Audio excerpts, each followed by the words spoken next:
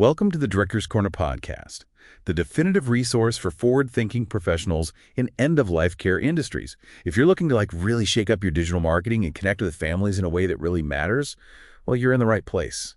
We're not just talking about the same old strategies. We're diving deep into creating authoritative content that builds genuine engagement and trust, which is what sets you apart in today's digital landscape. Welcome, everyone. Today, we're taking a look at the newsletter, The Power of Meeting Families Where They Are. We want to explore how funeral service professionals, and really anyone in related fields, can shift their role, moving beyond just reacting when called upon, to become, these trusted, empathetic guides through the whole end-of-life journey. Exactly. And what's really interesting, I think, is how this newsletter pushes away from, let's say, traditional sales tactics. It really focuses on building deep trust first, becoming that indispensable resource. It's about a strategy, yes, but a compassionate one that adapts to where families actually are in the process, often long before they need specific funeral services. That's a significant shift in perspective. So, Right. Okay, let's unpack this a little. The newsletter really highlights this need for education and awareness before death occurs. Why is laying that groundwork so important? Well, it tackles a big issue. Many families, maybe most, just aren't aware of things like hospice or palliative care. They might not know the difference or when each is appropriate. Same goes for estate planning or advance directives. Often it's ignored until a crisis hits. Right, when it's almost too late to plan calmly. Precisely. So the newsletter suggests proactive information, things like community partnerships, maybe workshops, or even digital content, blog posts, webinars, that kind of thing. It helps demystify these sometimes difficult topics. It normalizes talking about death, and that empowers families. It lets them think ahead, make choices, instead of just reacting under immense stress and grief. So it moves from being reactive to being a proactive resource. Okay, but then things get really intense. What about supporting families during that immediate transition right before a loved one passes? The newsletter calls it real-time guidance. What does that look like? Yeah, that phase is incredibly delicate. Communication has to be exceptionally sensitive, but also really accessible and practical. So we're not just talking about, say, clear brochures, those help.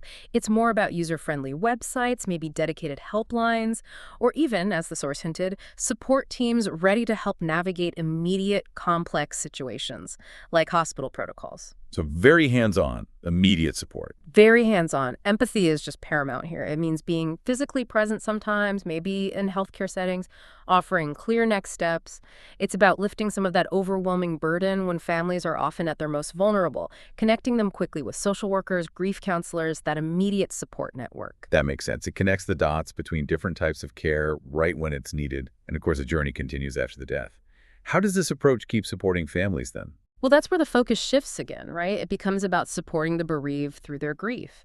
This means actively promoting bereavement programs. Things like grief counseling, support groups, remembrance events are crucial, but also providing practical help. Information on navigating estates, maybe dealing with paperwork, things people just don't think about beforehand. Practical and emotional support then. Exactly. And encouraging long-term engagement, not in a pushy way, but through periodic empathetic check-ins, maybe newsletters focused on grief resources. It fosters a sense of ongoing community and support, which can be incredibly valuable. So putting this all together, what's the bottom line for professionals listening today who want to genuinely meet families where they are? I think the ultimate goal really goes beyond just providing information or services. It's about building real trust, real relationships within the community. The newsletter suggests using, a multi-channel strategy, blending the traditional ways with digital outreach. But the key part is tailoring the message, making sure the communication fits the specific stage of the journey a family is in. So the information actually resonates with their needs, their emotional state right then and there.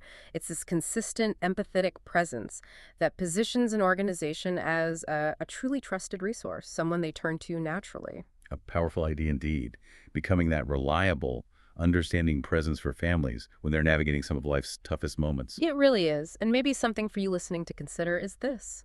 In what small ways could your organization start to better anticipate and then meet those unspoken needs families have at each stage? How can you make your support not just available, but truly felt?